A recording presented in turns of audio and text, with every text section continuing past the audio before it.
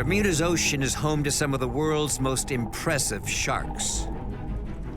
For millions of years, these animals have dominated the oceanic food chain. Giants, like the tiger shark, rule the deeper Bermudian seas, whilst many other incredible species also call these waters home. But one question remains. Are sharks still found in any numbers at night in Bermuda's shallow waters? Keep it on, because that way you can drop it. You never know what's going to roll up on you in the darkness. For years, locals have spoken of inshore shark hotspots. In this episode, Neil and the team will survey these hotspots, catch any sharks, and implant tracking tags to reveal if these so-called hotspots are true. To be honest, we were expecting some small Galapagos sharks. We got more than we bargained for. But what a rush! Over several grueling nights, the team will battle through sleep deprivation and dangerous working conditions to collect vital information on what's left of Bermuda's shallow water sharks. So diving with sharks can be hazardous at any time, but the danger factor can increase if you're going to go in at night. So we have this purpose-built cage to protect us in the event that something shows up that we're not expecting. For example, a tiger shark or a greater hammerhead. The team are using the boat Endurance. Crewing a vessel of this size requires all the Ocean Vet team. So yeah, we'll bring it forward. Series marine biologist Choi Ming is captain and overseeing all topside operations. Oscar Doyce is the team's safety diver and shark spotter, while Dylan Ward is pilot of the support rib Harry Lindo. On underwater camera, it's Andrew Kirkpatrick. I'll tell you what, the first time I went down with this guy, I was scared half to Jesus. But the more you go down, just like he says, the more you get to familiarize yourself with the animals. And now I'm just like stupid excited. Like I just can't wait to get back in. So should be good. Word is exhilarating. Exhilarating.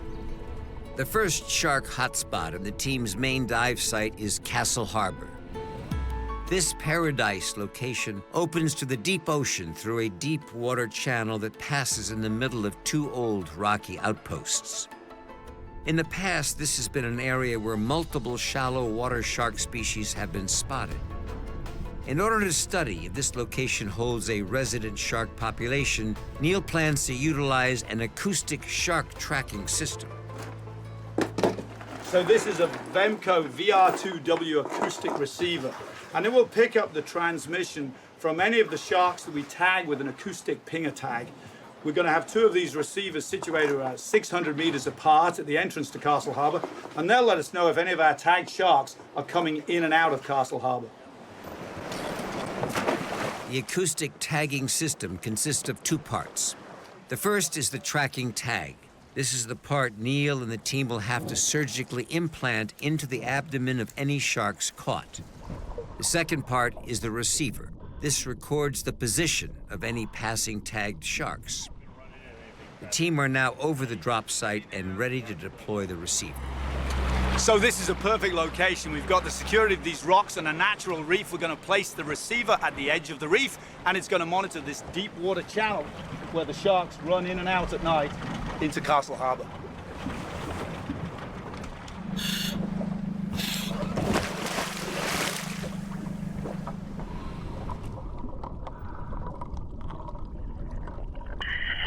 I've anchored this acoustic receiver to the seafloor with heavy chain and marked it with GPS. I don't know what species of shark are in this area, if any, but it's possible that Galapagos sharks feed around this site. If the team manage to catch and tag any sharks, this receiver will record their regular passes in and out of this so-called shark hotspot.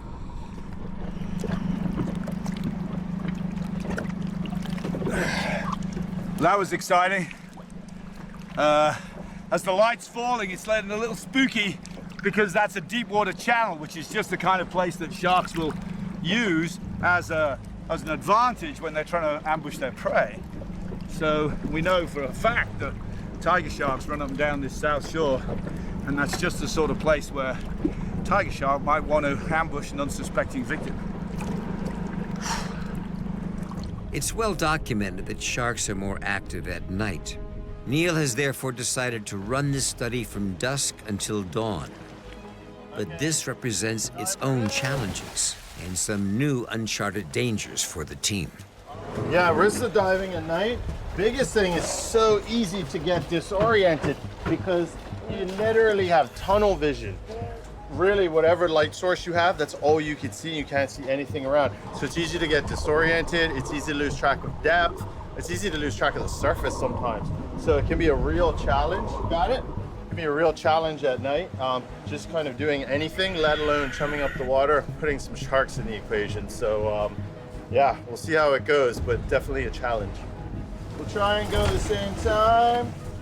The first job is to lower a shark cage to the seabed. This is to provide underwater protection if needed during the team's survey dive. Neil and Oscar guide the cage down to the sea floor. So the cage is in position. It's here for our safety in case any larger, aggressive sharks turn up. Although the team's ultimate goal is to assess this area for shark numbers, Neil also knows the project has the potential to reveal the health of the wider marine ecosystem.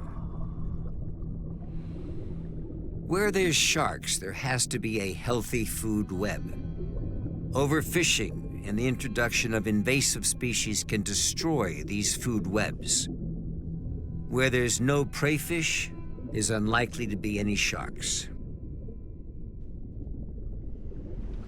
Well, after we set up earlier this afternoon with our monitoring system, we've seen some stuff, and now we're going to have a look and see what actual life there is around the area where we have the cage, right in this channel, where the water funnels in from the south shore into Castle Harbor. I'm expecting to see a variety of different fish, hopefully, and perhaps we're going to see some sharks. Yeah, divers going in the water. Divers in. The first survey dive is taking Neil on a systematic search of the surrounding area. Historically, these inshore waters were heavily overfished. Neil's hoping to find enough biodiversity to indicate that this site could support a resident shark population. This is a Bermuda spiny lobster. As they grow, they shed their exoskeleton, and during this time, they're highly vulnerable to predation, and as a result, can be considered shark food. Examples of this kind of shark prey is a good start. But Neil really needs to find a variety of fish to be confident of an ecosystem that could support sharks. Here, we have a couple of reef fish exhibiting the behavior that's developed over thousands of years to protect them from nighttime predation. These two fish have found a safe little crack in which to hide. Although Neil has found some interesting marine species, it's certainly not the abundance of life he was expecting. So, just completed the first survey dive, and I'm a little disappointed. We did see a Bermuda spiny lobster, a few reef fish, parrotfish hiding from, hopefully, some predators. But all in all, not quite as much as I wanted. Speckled moray over the sand was very interesting. I checked you, air's good, BC's inflated. Neil and Kirkpatrick also surveyed a much deeper location half a mile out past the entrance to Castle Harbor. Worryingly, this deep dive site provided even less evidence of sharks or any potential shark prey. Oh, there's nothing down there.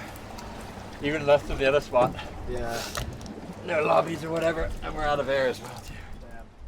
The team's disappointment is growing. They're all concerned about the general lack of marine life, let alone the lack of any sharks. Either we go to a different spot, or it's just not tonight, you know? Everything else okay? Yeah. Good man. Just hop back in. Back on Endurance, Neil is taking a chum box full of bait down to the shark cage, where it will remain for 24 hours. This is the last-ditch attempt to bring in fish and sharks to the dwindling Castle Harbor hotspot. there's a possibility we may not find anything at all, but we're thinking positive, and we've got enough gear and chum that, you know, we're definitely hedging our bets. So we're back on our dive site. It's about 9 o'clock. We've had the chum in the water now for over 24 hours, and we're really hopeful that tonight's survey dive will reveal rather more than we obtained yesterday. We're hoping there's going to be some shark species around, and what we're really hoping is that we can get a couple of Galapagos sharks so that we can get the tags implanted. You have to think positive about this, and that's what we're doing. Big step. Divers in. All good, Neil? Good man. Okay, so the bait box is still intact. It's been down here for over 24 hours and has no signs of any damage from any large predators. I think we're going to have to make a move to a new location.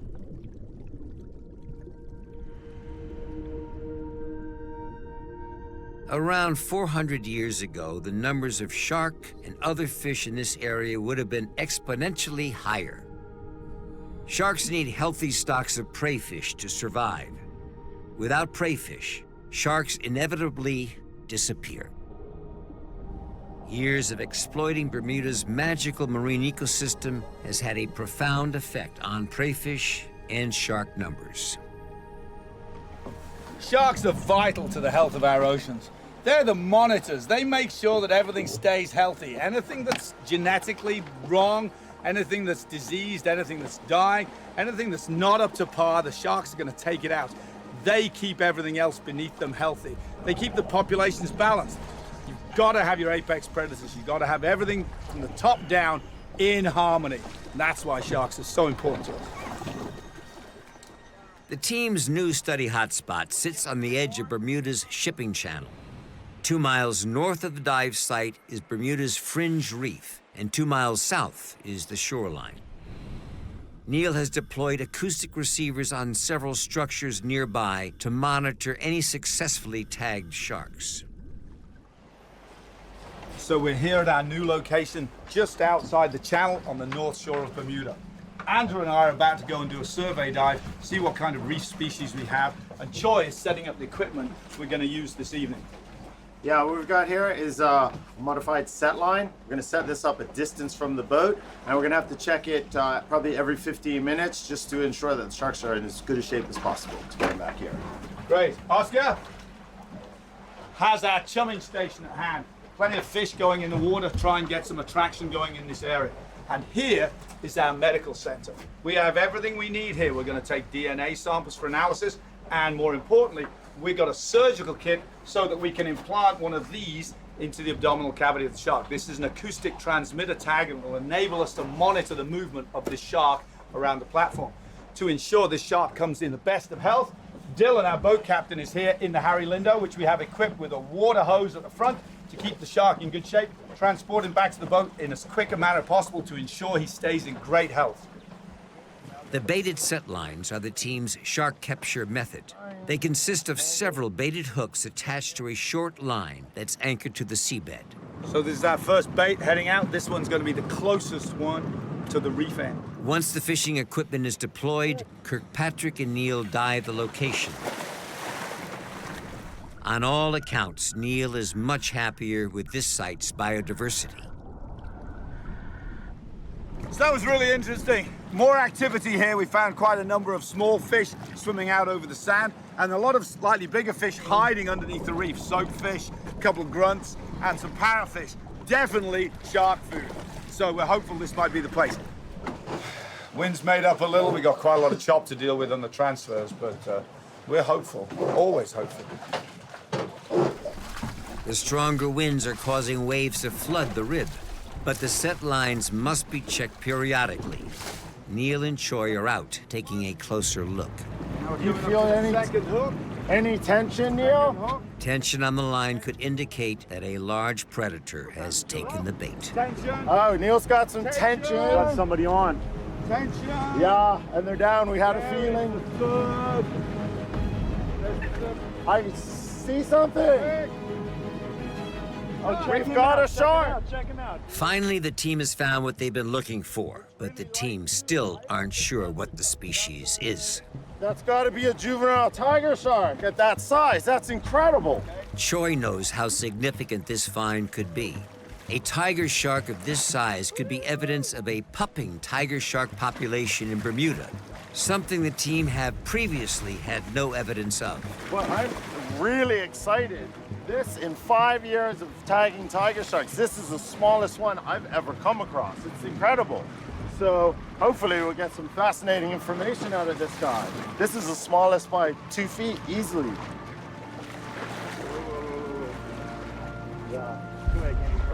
Juvenile tiger sharks don't have the capacity to migrate thousands of miles.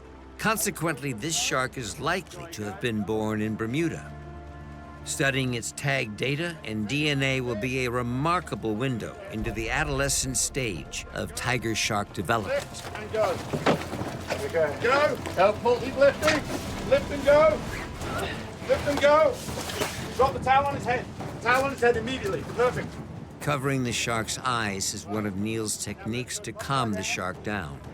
The team now need to get the shark up onto the medical station to prepare the animal for the tagging procedure. Yes, perfect. Slide them a bit close together, get his dorsal in there. Lovely, excellent. We've got a male tiger shark, juvenile male tiger shark. He's comfortable, he's in tonic immobility. We have water running over his gills. He had a good bite reflex. Because we actually pulled him back to the boat from the rib, we actually revived this fish on the way back over here. So the fact he's lying still is not because he can't move, it's because he's in tonic immobility when you turn the shark upside down. We're now in an extremely good position to get the hook out of this fish and then place our transmitter into his abdominal cavity. Nice sort of dental work, wouldn't you say? First things to be done, we're going to remove the circle hook. It's barbless. We are going to simply cut it in one place here, close to the fish, and wind it out. Niels' primary concern is always the welfare of the shark. He's using the same techniques applied during regular veterinary care to ensure the shark remains comfortable throughout the tag implant procedure. Just going to put a little local anesthetic in just to numb the sensors that he has in his body wall right here.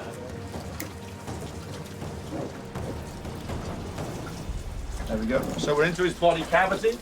Just going to clean it up, and we're going to go insert our tag. Looks pretty large, but this fish will be able to deal with this fine. Acoustic transmitter is placed. It's a brief procedure, and although it may appear uncomfortable for the shark, Neil knows firsthand just how resilient these animals can be. We've learned over the years that tiger sharks can suffer pretty profound injury and recover well. We've tracked one of our sharks for over 2 years after seeing him released with massive fight injuries acquired during tagging. Push it. The lid is off. That's the problem. So there. To confirm this shark is strong enough to be released, Neil is making some last-minute health checks. You can see his nictitating membrane coming across to protect his eye. That's a good sign. He's got a bite reflex. Just now he bit down hard on the tube. And you can see this fish's organs of Lorenzini, all these little ampullae around his mouth and head. Those are his electrical sensors. That's what let him find this bait, together with his olfactory senses, his sense of smell through these nostrils right here. Beautiful looking fish. With the health indicators looking strong and the tag implanted, it's time to release this juvenile tiger shark. All right, slowly, slowly. Yeah. He's coming in. This young shark has certainly been through quite an ordeal. But the information it will provide could help protect other young tiger sharks born in Bermuda.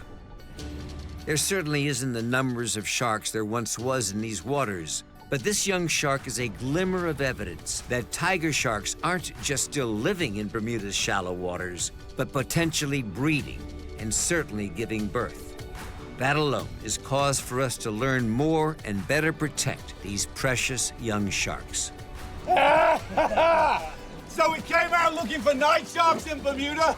To be honest, we were expecting some small Galapagos sharks. We got more than we bargained for. But what a rush. We just brought a 6-foot tiger shark on board. and put an acoustic transmitting tag in it. We'll be able to see if this fish stays around the Bermuda platform in the shallows. Just wicked. The team's project to study Bermuda's shallow water sharks continues. The mission is to continue the tagging study and roll out receivers across the coral platform. The goal is to make Bermuda's coral platform one of the most monitored shallow water shark habitats on the planet, providing refuge and protection for multiple shark species.